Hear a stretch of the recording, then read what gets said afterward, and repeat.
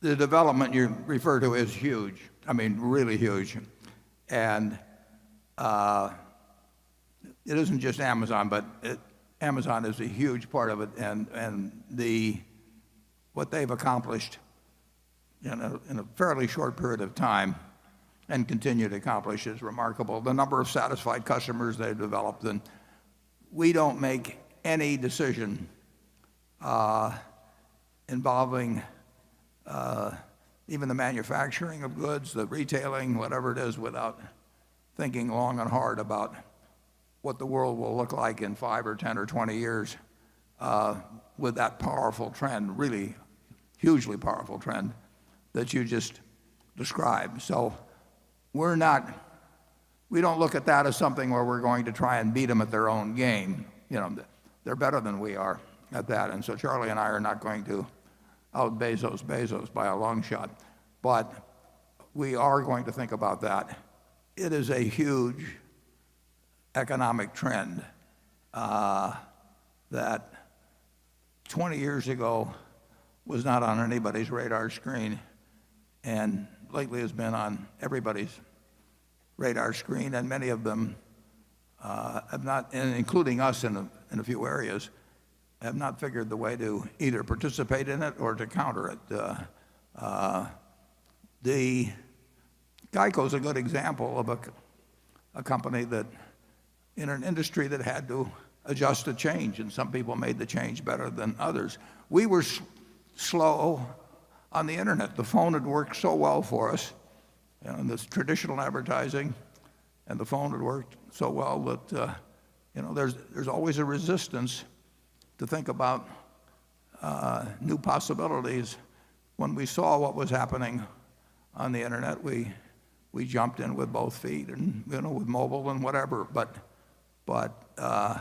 there are the nature of capitalism is somebody's always trying to figure, if you've got a good business, they're always trying to figure out how to take it away from you and improve on it.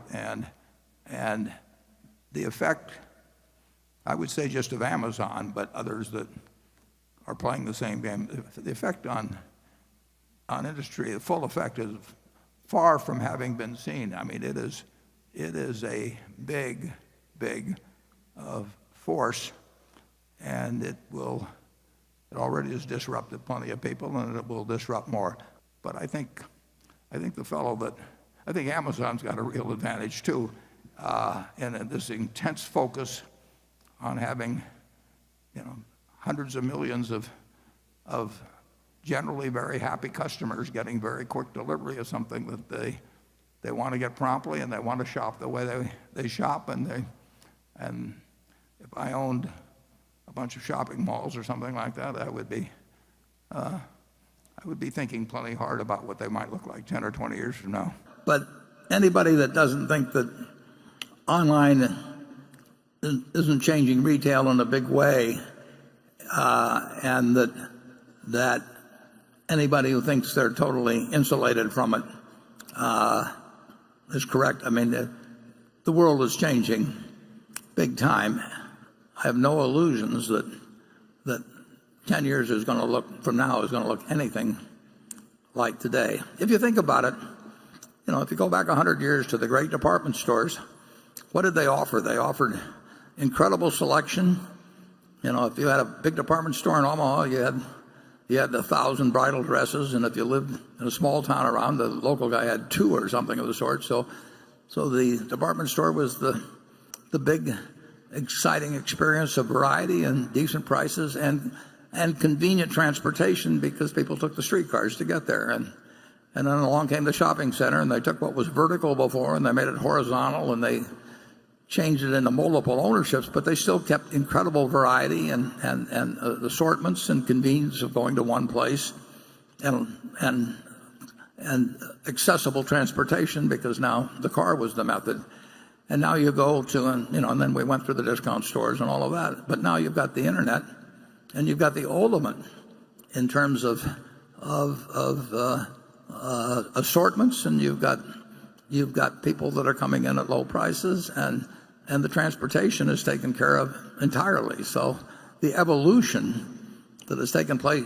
The department store is online now, basically, except much expanded in assortment, much more convenient, and lower prices. So the world has evolved, and it's going to keep evolving, but the speed has increased dramatically. And what will happen with the brands are going to be tested in a variety of ways that and have to make decisions as to whether they try to do it online themselves or work through an Amazon, or whether they try to hang on to the old methods of distribution while embracing new ones.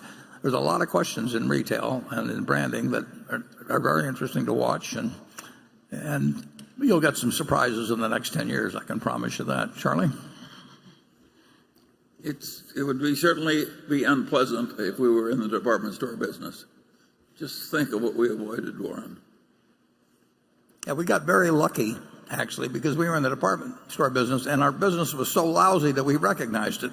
If it had been a little bit better, we would have hung on, and we owe tremendous gratitude to Sandy Gottesman, our director, who's here in the front row, because he got us out of the business when Charlie and I and Sandy were partners in that.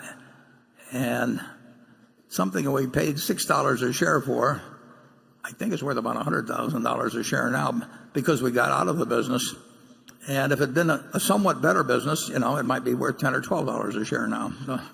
So sometimes you get lucky. We don't miss it either, do we, Charlie? Osholko. No, we don't miss it. He asked, are we going to be using the internet? Warren is a big internet user compared to me. But I love it. he plays bridge on it. Yeah, I use a lot of other. I use search. It's been a huge change in my life, and it cost me $100 a year or something like that. I mean, if I had to give up the plane or I had to give up the internet, the plane cost me $1.5 million a year. The internet cost me $100 a year. I wouldn't want to give up either one of them, but I'd give up the plane. Interesting.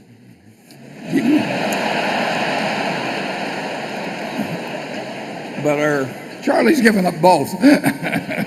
Are we going to be doing more? And I think everybody's going to be doing more things on the internet. It is growing in importance, and so, like it or not, we're dragged into modern reality. Doesn't sound like he likes it, does it? No, I don't like it. I don't like multitasking. I see these people doing 3 things at once, and I think, God, what a terrible way that is to think. I am so stupid that I have to think hard about a thing for a long time, and the idea of multitasking my way to glory has never occurred to me. But at any rate, the internet is here, and it's going to be more and more important, and everybody's going to think more about it and do more about it, like it or not. And of course, the younger people are way more prone to use it than we are. But Berkshire, you have what? How many Bloombergs now? In the office? Yeah. You have 2 or 3. Mark? I don't know. They don't tell me about them. They sort of hide them when I come in the room. At any rate, we're into the modern world. We have. Mark Hamburg tells me we have 3, but